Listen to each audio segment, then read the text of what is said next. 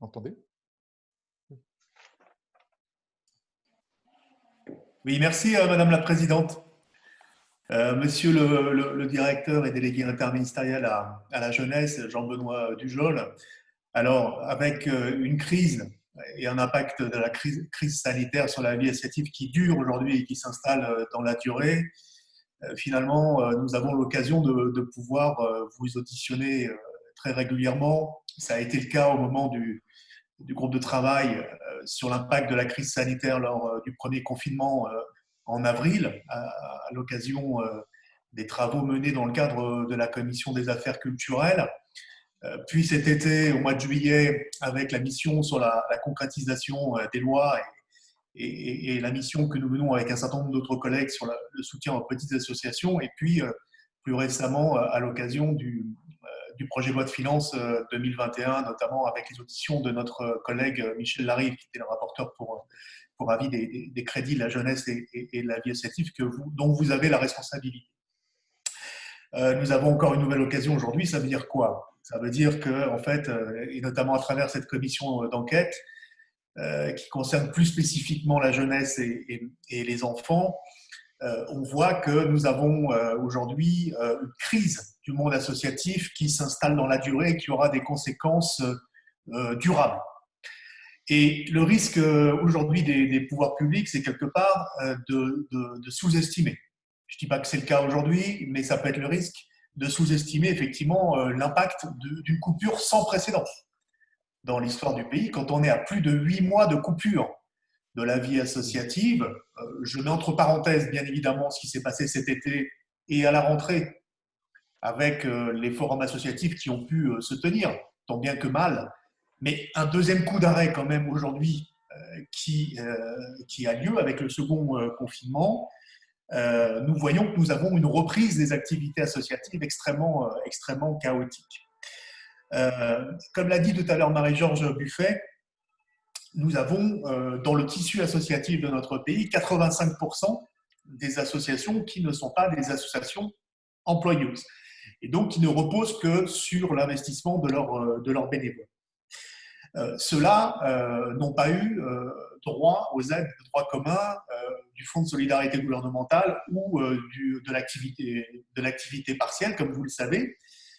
Mais on le sait, ce sont des associations qui dépendent pour une partie de leurs ressources des subventions locales. Bon, celles-là, elles ont été pour le moment maintenues, des subventions nationales quand il y en a. Et puis, je pense qu'il y a aussi un outil qui est à notre disposition. On en a beaucoup parlé ces dernières semaines dans le débat budgétaire, c'est le FDVA. Ce FDVA, en particulier, il y a nécessité aujourd'hui d'en faire peut-être un fonds d'urgence et de relance, puisque c'est quand même un outil de proximité. Or, ce qui a été annoncé pour le moment, c'est simplement 15 millions supplémentaires par rapport aux 25 qui existent, qui viendraient des montants des fonds en déshérence, qui viendraient en 2021. Et donc, à mon avis, mais c'est l'avis aussi de beaucoup de nos collègues, puisqu'on a été nombreux à déposer des amendements, ça vaudrait peut-être le coup d'abonder ce fonds de développement de la vie associative pour qu'on puisse l'utiliser dans les prochains mois, à un moment où il sera crucial de relancer les activités associatives, je pense notamment au tout début de l'année 2021. Je vais plus vite sur deux petits points complémentaires. Là aussi, les services civiques, ça a été abordé par Marie-Georges Buffet. On en a fait 470 000 en 10 ans.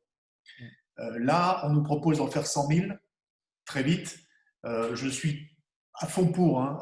On le demande depuis longtemps, cette montée en puissance, donc aucun état d'âme par rapport à cela. Je m'interroge simplement sur deux points. Est-ce que les structures associatives, qui aujourd'hui représentent 85% des structures qui accueillent, hein, c'est volontaire et c'est missions d'intérêt général, est-ce qu'elles auront la possibilité dans les prochains mois, qui vont être des mois compliqués, de pouvoir tout simplement faire ces fonctions d'accueil? Et puis, vous savez que c'est des crédits sur le plan de relance. Donc, ce n'est pas aujourd'hui des crédits pérennes sur le plan budgétaire pour les années qui seront au-delà de 2022. Donc là, on va avoir un souci de redondance et de dispositifs concurrents avec le service national universel, puisqu'on on s'adresse exactement au même public, les plus de 16 ans. Sur le plan budgétaire, il va y avoir une concurrence puisqu'on met de l'argent supplémentaire sur le SNU alors qu'on n'en a pas dépensé pendant l'année 2020. Et comme le disait Marie-Georges Buffet, on a aussi des fonctionnaires d'État, ceux dont vous avez la responsabilité, qui vont avoir une charge de travail supplémentaire aussi sur le terrain. Donc voilà, ça c'est une inquiétude. Pourquoi ne pas aujourd'hui mettre le paquet sur le service civique? Regardez comment on peut monter en charge sur ces 100 000 mission, et puis mettre de côté un petit peu le service national universel.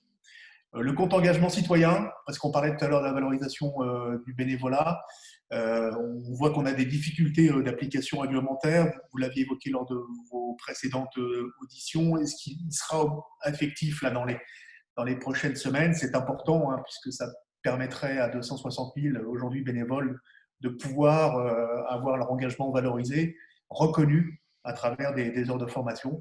Et puis deux petites questions très concrètes qu'on nous pose en ce moment à propos du deuxième confinement. C'est quand vous avez aujourd'hui pas la possibilité de faire une assemblée générale de votre association en visioconférence, est-ce que vous avez quand même la possibilité pour les membres de l'association de se réunir sur un présentiel dans des locaux associatifs, des URP, hein, donc ça, c'est une question qu'on nous pose fréquemment.